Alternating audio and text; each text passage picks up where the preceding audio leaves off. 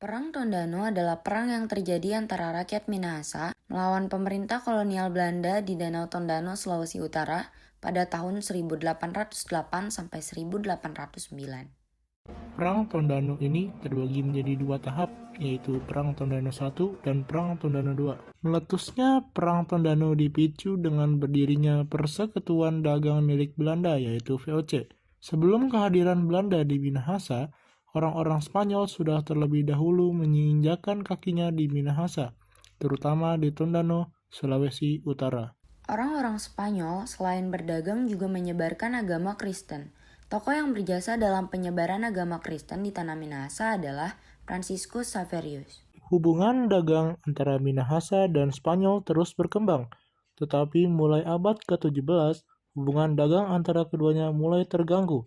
Hal ini karena kehadiran VOC yang pada saat itu berhasil menanamkan pengaruhnya di Ternate. Para pedagang Spanyol dan juga Makassar yang bebas berdagang, lambat laun mulai tersingkir karena ulah VOC. Bahkan, Gubernur Ternate Simon Kos mendapatkan kepercayaan dari Batavia untuk membebaskan Minahasa dari pengaruh Spanyol. Simon Kos kemudian menempatkan kapalnya di Selat Lembah untuk mengawasi pantai timur Minahasa.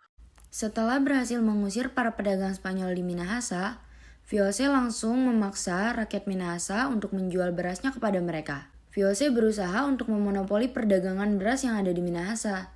Namun, semua usahanya mengalami penolakan mentah-mentah dari para rakyat Minahasa, sehingga tidak ada pilihan lain bagi VOC kecuali melakukan peperangan.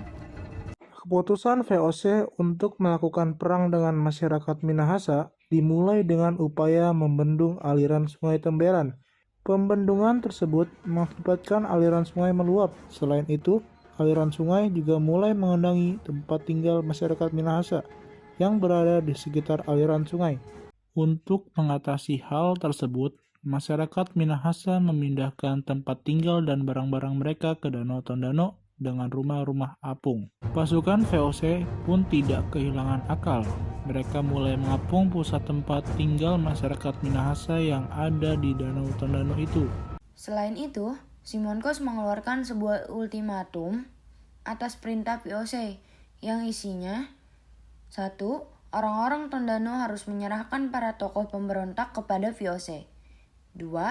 Orang-orang Tondano harus membayar ganti rugi dengan menyerahkan 50-60 budak sebagai ganti rugi rusaknya tanaman padi karena genangan air Sungai Temberan. Namun, ultimatum tersebut tidak dihiraukan oleh masyarakat Tondano. Kekesalan akibat ultimatumnya tidak dihiraukan membuat VOC akhirnya memilih menarik mundur pasukannya ke Manado. Perseteruan di antara kedua belah pihak semakin memanas hingga pada akhirnya meletuslah Perang Tondano yang kedua. Memasuki abad ke-19 dan dilatar belakangi oleh kebijakan Gubernur Jenderal Daendels yang mendapatkan mandat untuk memerangi Inggris. Dan atas perintah Daendels melalui Kapten Hartig, Presiden Manado Prediger segera mengumpulkan para ukung. Mereka memutuskan dan memusatkan aktivitas perjuangannya di Tondano, Minawanua. Salah satu pemimpin perlawanan itu adalah Ukung Lonto. Ia menegaskan bahwa rakyat Minahasa harus melawan kolonial Belanda sebagai bentuk penolakan terhadap kebijakan kolonial Belanda.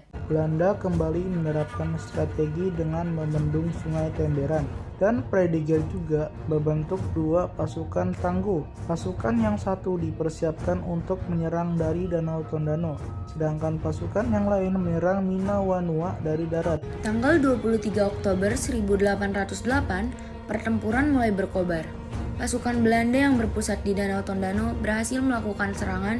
Setelah pagi hari 24 Oktober 1808, pasukan Belanda dari darat membombardir kampung pertahanan Minawanua. Serangan terus dilakukan hingga kampung itu seperti tidak ada lagi kehidupan.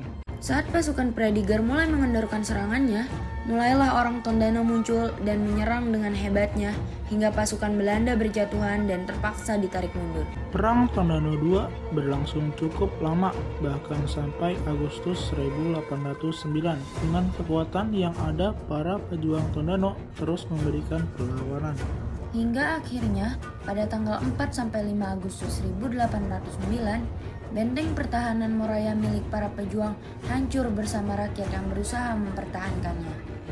Para pejuang dan rakyat itu lebih memilih mati daripada menyerah kepada penjajah.